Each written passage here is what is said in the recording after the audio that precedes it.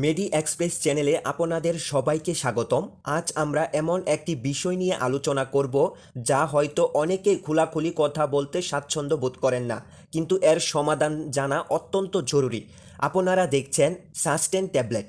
এই ঔষধটি পুরুষদের একটি অত্যন্ত সাধারণ কিন্তু বিব্রতকর সমস্যার সমাধানে সাহায্য করে, তা হলো দ্রুত বীর্যপাত বা প্রিমেচিওর ইজাকুলেশন বা পিই। আজকের ভিডিওতে আমরা সাস্টেন ট্যাবলেট সম্পর্কে বিস্তারিত জানব, যেমন এটি কি, কেন ব্যবহার করা হয়, কিভাবে কাজ করে, সঠিক ডোজ, পার্শ্ব প্রতিক্রিয়া এবং আরও অনেক কিছু। তাই আপনার যদি এই বিষয়ে আগ্রহ থাকে তবে ভিডিওটি শেষ পর্যন্ত দেখুন, কারণ এর প্রতিটি অংশ আপনার জন্য অত্যন্ত গুরুত্বপূর্ণ হতে পারে। সাস্টেন ট্যাবলেট কি? প্রথমেই জেনে নেই সাস্টেন আসলে কি। সাস্টেন হলো ডেপোক্সিটিন হাইড্রোক্লোরাইড নামে একটি ঔষধের ব্র্যান্ড নাম, যা সাধারণত 30 মিলিগ্রাম ডোজে পাওয়া যায়। এটি স্কয়ার ফার্মাসিউটিক্যালস পিএলসি তৈরি করে থাকে। এটি মূলত দ্রুত বীর্যপাত নিয়ন্ত্রণে ব্যবহৃত হয়। সাস্টেন কেন ব্যবহার করা হয়? সাস্টেন ট্যাবলেট 18 থেকে 64 বছর বয়সী পুরুষদের দ্রুত বীর্যপাতের চিকিৎসায় ব্যবহার করা হয় যদি তাদের নিম্নলিখিত এক বা একাধিক সমস্যা থাকে: যৌন মিলনের আগে, চলাকালীন বা খুব অল্প সময়ের মধ্যে বীর্যপাত হয়ে যাওয়া, যা তারা নিয়ন্ত্রণ করতে চান; দ্রুত বীর্যপাতের কারণে ব্যক্তিগতভাবে বা সম্পর্কের ক্ষেত্রে গুরুতর মানসিক চাপ বা সমস্যার সম্মুখীন হওয়া; বীর্যের উপর নিয়ন্ত্রণের অভাব। তবে মনে রাখবেন, এটি রেজিস্টার্ড চিকিৎসকের পরামর্শ ছাড়া সেবন করা উচিত নয়। সাস্টেন কিভাবে কাজ করে? ফার্মাকোলজি। এখন আমরা জানব সাস্টেন কিভাবে কাজ করে। ডেপোক্সিটিন, যা সাস্টেনের মূল উপাদান, এটি একটি সিলেক্টিভ সেরোটোনিন রিসেপ্টর ইনহিবিটর বা এসএসআরআই। এটি মস্তিষ্কে সেরোটোনিনের মাত্রা বাড়িয়ে কাজ করে। সেরোটোনিন হলো একটি নিউরোট্রান্সমিটার যা বীর্যপাত নিয়ন্ত্রণে গুরুত্বপূর্ণ ভূমিকা পালন করে। সাস্টেন সেরোটোনিনের পূর্ণ শোষণকে বাধা দেয়, ফলে সিনেপটিক ক্লিপটে সেরোটোনিনের পরিমাণ বেড়ে যায়। এর ফলে বীর্যপাতের প্রক্রিয়া ধীর হয় এবং পুরুষরা বীর্যপাত নিয়ন্ত্রণে আরও বেশি সক্ষম হন। ওষুধটি দ্রুত রক্তে শোষিত হয় এবং 1 থেকে 2 ঘন্টার মধ্যে এর সর্বোচ্চ প্রভাব দেখা যায়। এটি শরীর থেকে দ্রুত বেরিয়ে যায়, যার ফলে এর পার্শ্ব প্রতিক্রিয়া তুলনামূলকভাবে কম হয়। সঠিক ডোজ এবং ব্যবহার বিধি বা ডোজ অ্যান্ড অ্যাডমিনিস্ট্রেশন। সাস্টেন ব্যবহারের সঠিক নিয়ম জানা অত্যন্ত জরুরি। 18 থেকে 64 বছর বয়সী পুরুষদের জন্য প্রাথমিক ডোজ হলো 30 মিলিগ্রাম, যা যৌন কার্যক্রমের 1 থেকে 3 ঘন্টা আগে প্রয়োজন অনুযায়ী সেবন করতে হয়। দিনে একবারের বেশি এই ঔষধ সেবন করা যাবে না।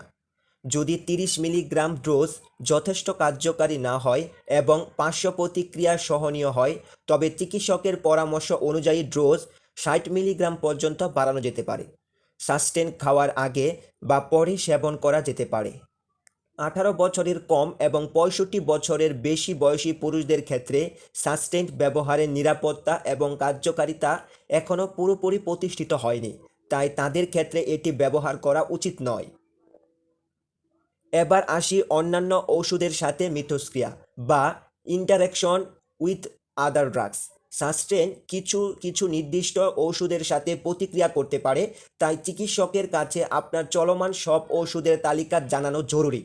সিএনএস সক্রিয় ওষুধ: অন্য কোনো সিএনএস বা কেন্দ্রীয় স্নায়ুতন্ত্র সক্রিয় ওষুধের সাথে সাস্টেন ব্যবহার করলে সতর্কতা অবলম্বন করতে হবে। PDE5 ইনহিবিটার্স বা টার্ডালাফিম, সিলগেনাফিম, এই ঔষধগুলো সাস্টেনের কার্যকারিতা পরিবর্তন করে না, তবে সম্মিলিত ব্যবহারে রক্তচাপ কমে যাওয়া বা অর্থোস্ট্যাটিক হাইড্রোপ্রোটেকশন ঝুঁকি বাড়িয়ে দিতে পারে। টামসোলোসিন, এটিও রক্তচাপ কমাতে পারে, তাই সাস্টেনের সাথে ব্যবহারে সতর্ক প্রয়োজন। ওয়ারফারিন, যদি আপনি রক্ত পাতলা করার জন্য ওয়ারফারিন ব্যবহার করেন, তাহলে সাস্টেন ব্যবহারে সতর্ক থাকতে হবে, কারণ রক্তপাতের ঝুঁকি বাড়তে পারে। অ্যালকোহল, ইথানল, সাস্টেন সেবনের সময় অ্যালকোহল পরিহার করা উচিত। অ্যালকোহল মাথা ঘোরা, তন্দ্রা, প্রতিক্রিয়া ধীর করা বা বিচার ক্ষমতা পরিবর্তন করার মতো পার্শ্ব প্রতিক্রিয়া বাড়িয়ে দিতে পারে এবং সিনিকোপ বা হঠাৎ অজ্ঞান হয়ে যাওয়ার ঝুঁকি বাড়িয়ে দেয়।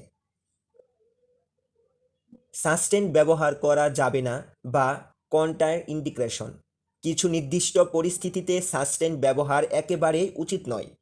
যদি ডেপোক্সেটিন হাইড্রোক্লোরাইডের প্রতি আপনার অ্যালার্জি থাকে, যদি আপনার গুরুতর হৃদরোগের সমস্যা থাকে যেমন হার্ট ফেলিয়ার, গুরুতর ইস্কেমিক হার্ট ডিজিজ বা পেসমেকার ছাড়া গুরুতর অস্বাভাবিক হৃদস্পন্দন, যদি আপনি মোনোঅ্যামাইন অক্সিজেন ইনহিবিটার্স বা MAOIs, থিওরোডাইজিন বা অন্যান্য সেরোটোনিন রিঅ্যাপটেকের ইনহিবিটর বা SSRI বা SNRI বা TCA জাতীয় ওষুধ সেবন করে থাকেন বা গত 14 দিনের মধ্যে বন্ধ করে থাকেন, যদি আপনার মাঝারি বা গুরুতর লিভারের সমস্যা থাকে। পার্শ্ব প্রতিক্রিয়া, সাইড ইফেক্টস। সাস্টেনের কিছু সাধারণ পার্শ্ব প্রতিক্রিয়া হতে পারে বমি বমি ভাব বা নজিয়া, মাথা ঘোরা বা ডিজিনেস, শুষ্ক মুখ বা ড্রাই মাউথ, মাথা ব্যথা বা হেডেক, ডায়রিয়া, অনিদ্রা বা ইনসোমনিয়া। অধিকাংশ ক্ষেত্রে এই পার্শ্ব প্রতিক্রিয়াগুলো হালকা হয় এবং সময়ের সাথে সাথে শরীর মানিয়ে নেয়। গুরুতর পার্শ্ব প্রতিক্রিয়া দেখা দিলে অবিলম্বে চিকিৎসকের সাথে যোগাযোগ করুন। সতর্কতা এবং পরামর্শ, প্রিকশন অ্যান্ড ওয়ার্নিংস। কিছু গুরুত্বপূর্ণ সতর্কতা মেনে চলা জরুরি। অবৈধ ড্রাগের ব্যবহার। সাস্টেনের সাথে কেটামিন, MDMA, LSD এর মতো বিনোদনমূলক ড্রাগ ব্যবহার করা অত্যন্ত বিপজ্জনক হতে পারে। অ্যালকোহল। সাস্টেন সেবনের সময় অ্যালকোহল থেকে দূরে থাকুন। সিনকোপ। কিছু রোগী সাস্টেন সেবনের পর হঠাৎ অজ্ঞান হয়ে যেতে পারেন, যাকে সিনকোপ বলে। রক্তপাত। SSRI রক্তপাতের ঝুঁকি বাড়িয়ে দিতে পারে। যদি আপনার রক্তপাত বা জমাট বাঁধা সমস্যা থাকে বা রক্ত পাতলা করার ওষুধ খান, তাহলে চিকিৎসকের সাথে কথা বলুন। যে কোনো নতুন উপসর্গ দেখা দিলে বা অবস্থার অবনতি হলে দ্রুত চিকিৎসকের পরামর্শ নিন। উপসংহার ও ডিসক্লেমার। আশা করি সাস্টেন ট্যাবলেট সম্পর্কে এই বিস্তারিত আলোচনা আপনাদের উপকারে আসবে। মনে রাখবেন, এই ভিডিওটি শুধুমাত্র তথ্যের জন্য। সাস্টেন বা অন্যান্য যে কোনো ওষুধ সেবনের আগে অবশ্যই রেজিস্টার্ড চিকিৎসকের পরামর্শ গ্রহণ করুন। নিজের ইচ্ছামতো ওষুধ সেবন করলে মারাত্মক স্বাস্থ্য ঝুঁকি হতে পারে। যদি ভিডিওটি ভালো লেগে থাকে তাহলে একটি লাইক দিন, কমেন্ট করে আপনার মতামত জানান এবং আপনার বন্ধুদের সাথে শেয়ার করুন।